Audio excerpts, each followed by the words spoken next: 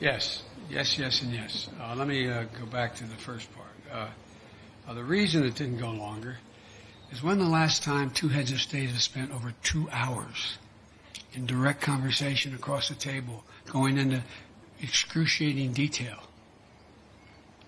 You may know of time, I don't. I can't think of one. So we didn't need, as we got through, when we brought in the larger group, our defense, our intelligence, and our foreign, my foreign minister wasn't foreign minister, my Secretary of State was with me the whole time, our ambassador, et cetera. We brought everybody in. We had covered so much. And so there was a summary done by him and by me of what we covered. Lavrov and Blinken talked about what we had covered.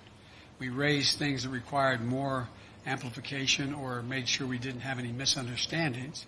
And so it was kind of after 2 hours there, we looked at each other like, okay, what next? What is going to happen next is we're going to be able to look back, look ahead in 3 to 6 months and say, did the things we agreed to sit down and try to work out, did it work? Are we closer to a major strategic stability talks and progress? Are we further along in terms of and go down the line? That's going to be the test. I'm not sitting here saying because the President and I agreed that we would do these things that all of a sudden it's going to work. I'm not saying that. What I'm saying is I think there's a genuine prospect to significantly improve the relations between our two countries without us giving up a single solitary thing based on principle and our values. No, there were no threats. There were, as a matter of fact, I heard he quoted my mom and quoted other people today. It was very, as we say, which will shock you coming from me, somewhat colloquial.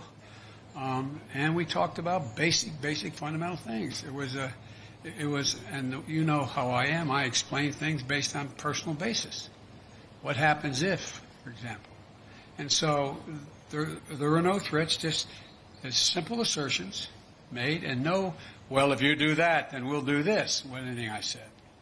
It was just letting him know where I stood, what I thought we could accomplish together, and what, in fact, if there were violations of American sovereignty, what we would do.